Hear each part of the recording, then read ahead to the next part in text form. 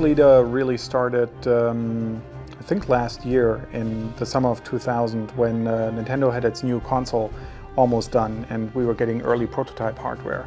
And at that point in time, everybody, having worked on Battle for Naboo, an Episode 1 game for the Nintendo 64, here at Factor 5 decided, hey, now is the time to do a follow-up to our most successful game up to that date, which was Rogue Squadron on the Nintendo 64. And GameCube, as the machine wasn't even called at that time, was really perfect for envisioning the Star Wars universe or recreating the Star Wars universe, especially the classic Star Wars universe, in a way which never has been possible before in interactive media. And we set out, we had a 19-day time frame for a Japanese trade show called Space World to create a teaser version. LucasArts said, yeah, you can do it, you've got the hardware, so let's give it a try. And Nintendo wanted to present the new hardware there. So we brought a fight, first of all, an introduction cutscene, which is on this DVD as a teaser trailer, that and a playable version of the Death Star endurance level, which you can unlock here. We brought that together in the 19 days, which was a really stunning proof of concept that you could, on this new machine GameCube, create games very, very, very quickly with high production values, which was important. And that then basically, over the next half year, while we finished Battle for Naboo, led into the real Rogue Leader, which was actually started in February of this year, 2001. Tense moment. Doing fog. Doing fog.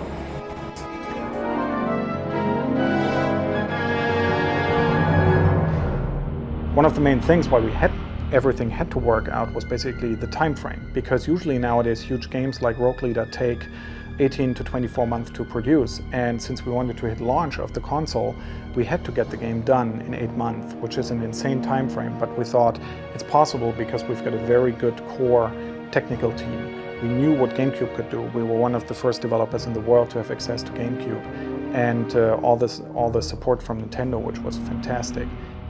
I would like to say they're treating me well here. They give me 1 meal a day.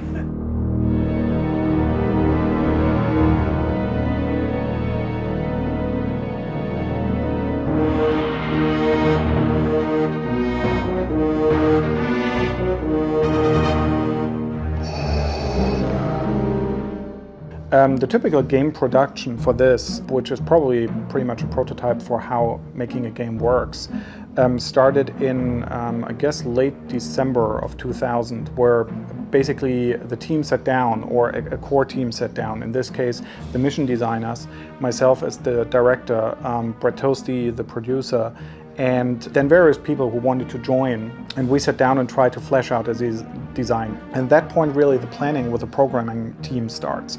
The software engineers, or programmers as we call them, basically sit together and they try to determine, reading through the design, which different parts of the engine have to be done. And we needed something for the so-called tile map levels, which works like a puzzle, which is the Death Star, the second Death Star, and parts of Bespin and the Imperial Academy.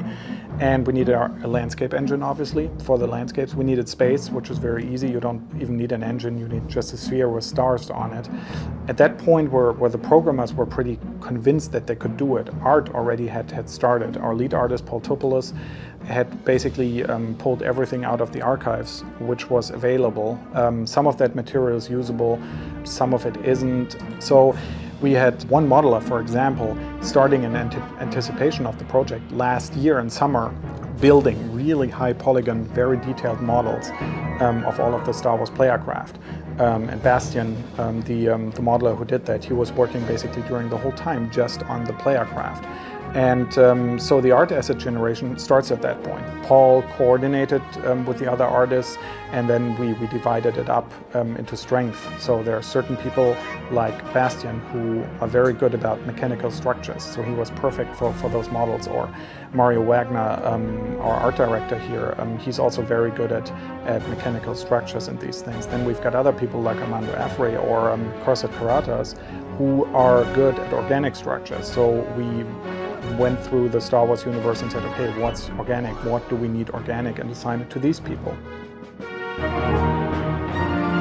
A story which went through the gaming press and the internet, which was often told, was that we got models from ILM, which isn't true, because ILM models usually are done with so-called NURBS, whereas in games we're still working with polygons most of the time. So the NURBS models from ILM wouldn't help us that much, because the work to transform them into polygons is quite hefty.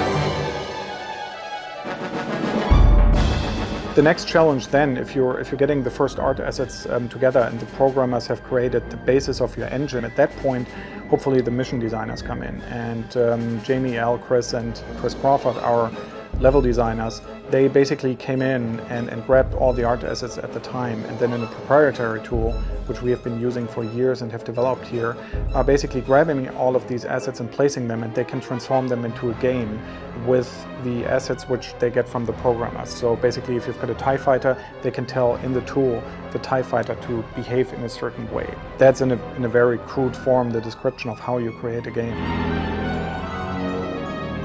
We certainly were helped by pretty good tools which we had.